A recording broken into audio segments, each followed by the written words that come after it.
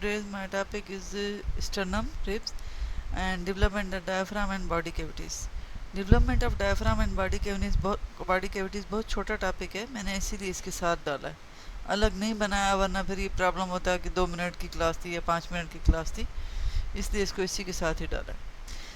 तो first of all we are going to discuss the features of the sternum. This is the bone of the chest present in the midline, and it consists of 3 parts. This broader part is called the manubrium sterni, and this is called the body, and this narrowest part is called the xiphoid process. So the manubrium sterni is this sternum. This anterior surface of the sternum is convex and rough. It shows the ridges. Why the posterior surface is concave and smooth, and the rough anterior surface provides attachment to the bones from lateral side. यहाँ lateral side पे bones attach होती हैं, ठीक है. देखो ना, इसके पास 2 joint बन रहे हैं, एक बॉडी के साथ स्टर्नम मैनुब्रम स्टर्नाई का.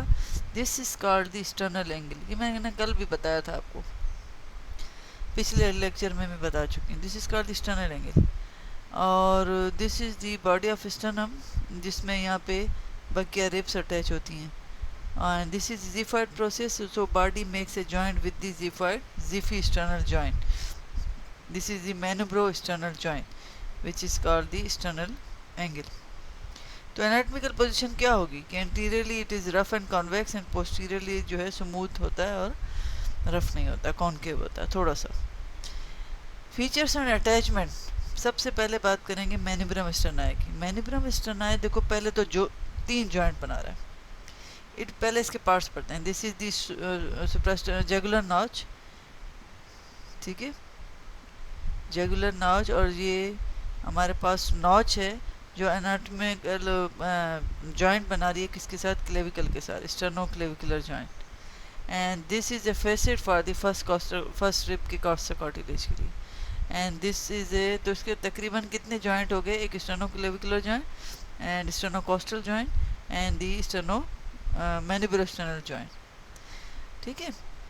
तो इसकी बॉडी की भी 2 सरफेसेस हैं, इंटीरियर सरफेस है, पोस्टीरियर सरफेस है, 4 बॉर्डर्स हैं. देखो 4 बॉर्डर कोर्स हैं, superior, this is inferior, and right and left border, right and left border. The anterior surface जो है, देखो दोनों तरफ इसमें ओरिजिन हो रही है किसकी, लेटरल पार्ट पे ओरिजिन है पेक्टोरस मेजर के स्टर्नल हेड की, ठीक है. और ये जो मीडियल पार्ट पे अटैचमेंट ओरिजिन है किसकी, स्टर्नल हेड ऑफ द स्टर्नोक्लिडोमास्टोइड. स्टर्नोक्लिडो इसका मतलब है क्लिडोइड, क्लिडो स्टर्नो मीन स्टर्नल हेड यहाँ पे मौजूद है. एक मास्टोइड प्रोसेस होता है, वहाँ पे ये अटैच होता है. तो स्टर्नल हेड इस मसल का जो है स्टर्नोक्लिडोमास्टोइड यहाँ पे अटैच है. तो anterior surface of the manubrium sterni 2 muscle को ओरिजिन देती है, ठीक है. फिर आते हैं इसी मैनुब्रम स्टर्नाई की पोस्टीरियर सरफेस. इसमें भी 2 मसल अटैच आपको मिल रही हैं, एक स्टर्नोहाइवाइड और दूसरी स्टर्नोथायरॉइड. नाम आपको आने चाहिए, ठीक है. स्टर्नोहाइवाइड कौन सी लेवल पे है, स्टर्नोक्लेविकुलर जॉइंट के लेवल पे.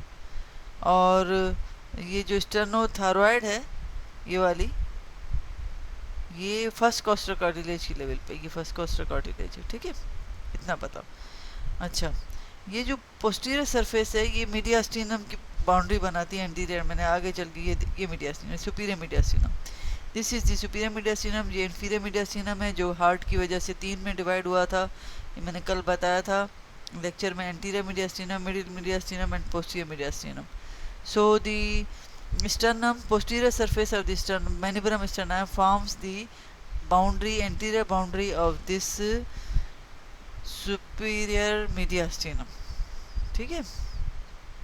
और अपर बॉर्डर इसके स्टर्नम का, जिसमें हमने बताया कि कॉनकेव नॉच है, सुप्रास्टर्नल नॉच है, जिसको जगुलर नॉच भी कहते हैं. और provides attachment to the sternoclavicular, क्योंकि स्टर्नोक्लेविकुलर जॉइंट बनता है तो वहाँ पे उसकी लिगामेंट्स की अटैचमेंट होती है, ठीक है. अच्छा, ये तो मैं बता चुकी. अब आप यहाँ पे लेटरल बॉर्डर देख रहे हैं किसके, मैनुब्रम स्टर्नाई का.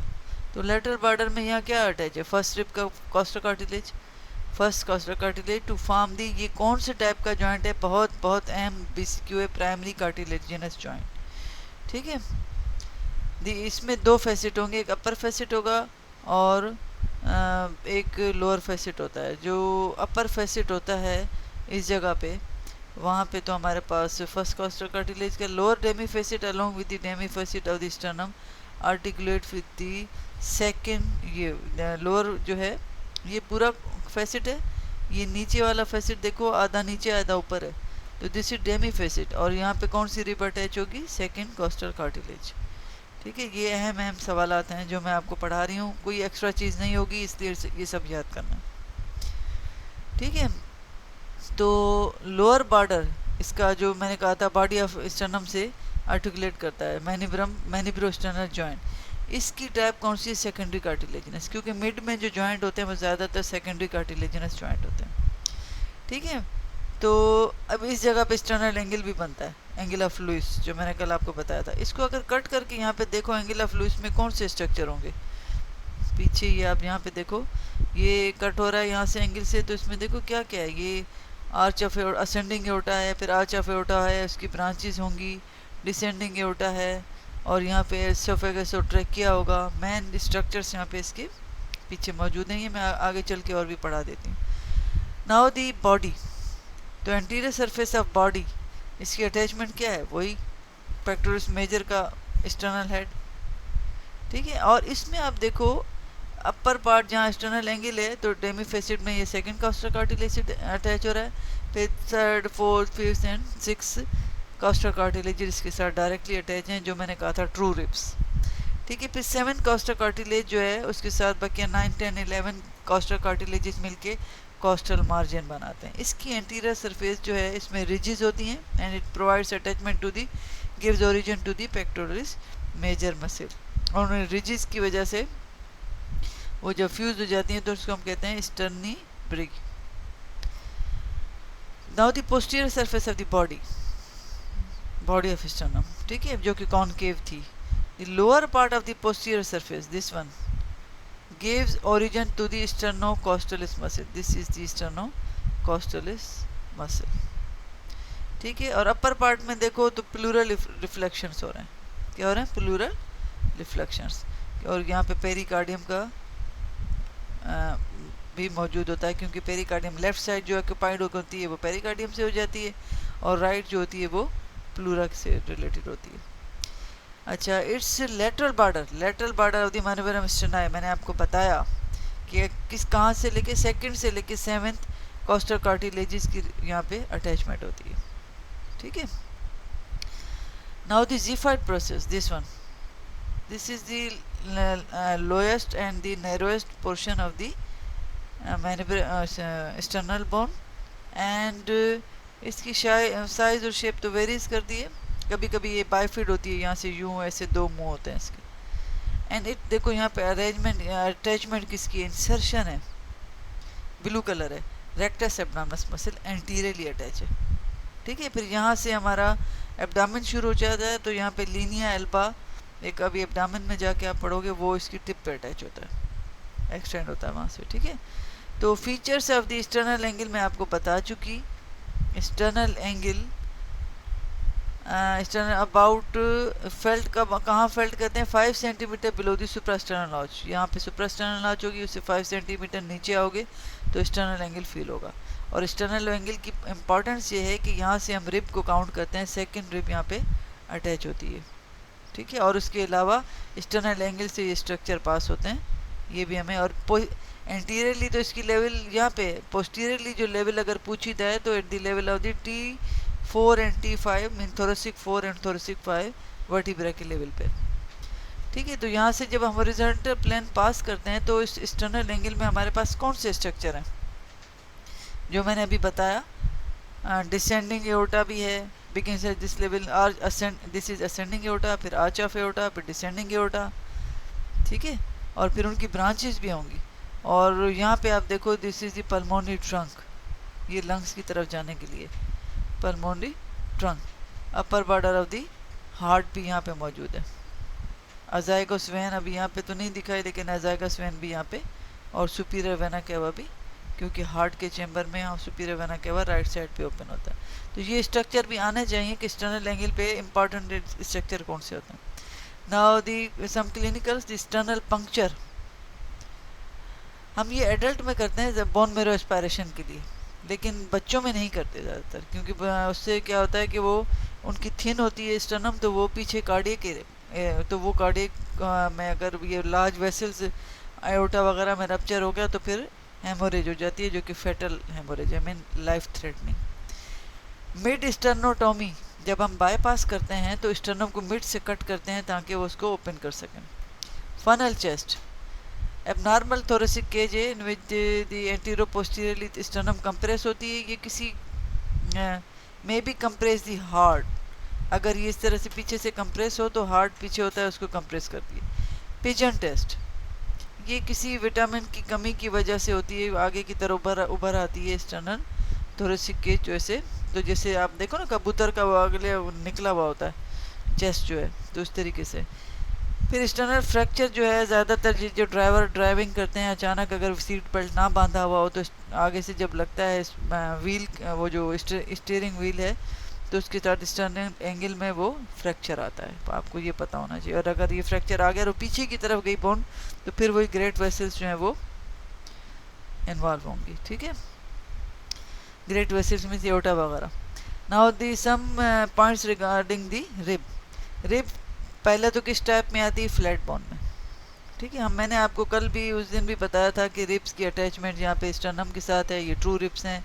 फिर कोस्टल मार्जिन वाली फॉल्स रिब हैं, पीछे जो 11-12 हैं जो आगे तक नहीं आती हैं, वो सिर्फ पीछे वर्टिब्रे के साथ अटैच है, उनको हम कहते हैं फ्री फ्लोटिंग रिब्स। तो ये वही चीज़ हमने दोबारा इसमें रिब्स के बारे में बता रहे हैं कि ये बहुत अहम है। अच्छा, इसमें एक और चीज़ है, अकॉर्डिंग टू फीचर के लिहाज से कई रिब्स के फीचर चेंज होते हैं, तो उसकी टिपिकल रिब्स जो होती है ना 3 to 9 वाली रिब्स का एक ही फीचर होता है, और एटिपिकल जिनकी फीचर चेंज है वो 1st, 2nd, 10th, 11th and 12th होती हैं। ये भी बहुत अहम BCQ है कि टिपिकल, वो तो हमने free floating and true ribs, false ribs तो आसान है। अब अगर टिपिकल और एटिपिकल का पूछे तो उनमें शेप के लिहाज से कि भी इनके एक जैसी जो शेप की होती हैं, ज़्यादातर 3rd to 9th वाली रिब्स होती हैं, और बाकी जिनकी चेंज है वो ये बाकी जो रह गई, ठीक है। According to relation of sternum के साथ मैंने आपको बता चुकी हूँ, true ribs and false ribs and floating ribs according to articulation mean. अच्छा, अब एक आर्टिकुलेशन के लिहाज से देखो, वर्टिब्रो स्टर्नल रिब्स जो पीछे वर्टिब्री के साथ भी अटैच हैं और स्टर्नम के साथ भी, तो वो हो गई वही 1st to 7th। और वर्टिब्रो कॉन्ड्रल रिब्स जो सिर्फ वर्टिब्री, पीछे वर्टिब्री के साथ उनका कार्टिलेज अटैच है, वो है 8 to 10। बाकी तो मैंने बताया था जो है वो कोस्टल मार्जिन, और 11 एंड 12 क्या थी, वो फ्री फ्लोटिंग रिब्स हैं, वो आगे अटैच नहीं है, ठीक है, स्टर्नम के साथ अटैच नहीं है। Now the vertebro sternal ribs articulate posteriorly, मैंने कहा कि वर्टिब्रो स्टर्नल वर्टिब्री के साथ भी अटैच होंगी पीछे से और आगे से स्टर्नम के साथ। वर्टिब्रो कॉन्ड्रल आर्टिकुलेट पोस्टीरियरली, तो वर्टिब्री के साथ करती हैं, and anteriorly their costal cartilage join the cartilage of the higher rib, ऊपर वाली जो कॉस्टल मार्जिन बनाने के लिए। वर्टिब्रो फ्लोटिंग रिब्स मैंने आपको बताया 11 एंड 12 जो कि आगे तक नहीं आती। Now the features of typical rib, parts बताओ। देखो, this is the head, this is neck, this is tubercle, this is the angle of the rib end this is the body, ठीक है। अब हेड में देखो 2 फेसेट है, typical ribs में अगर हम पढ़ते हैं तो upper facet and lower facet. Upper facet and lower facet दोनों ही, अपर फेसेट में आर्टिकुलेशन होती है रिब्स के साथ, और लोअर फेसेट में लिगामेंट आके लगता है, ठीक है। तो हम कहेंगे शाफ्ट जो, अब नेक है, नेक और फिर यहाँ ट्यूबरकल है, ट्यूबरकल में भी आपको फेसेट मिलेंगे। ट्यूबरकल में देखो, एक तो आर्टिकुलर फेसेट ये रहा, और एक रफ फेसेट होता है जिसमें लिगामेंट आके लगता है, और ये हो गया हमारे पास एंगल। फिर ये हो गया शेफ्ट। शेफ्ट में देखो, दिस इज दी,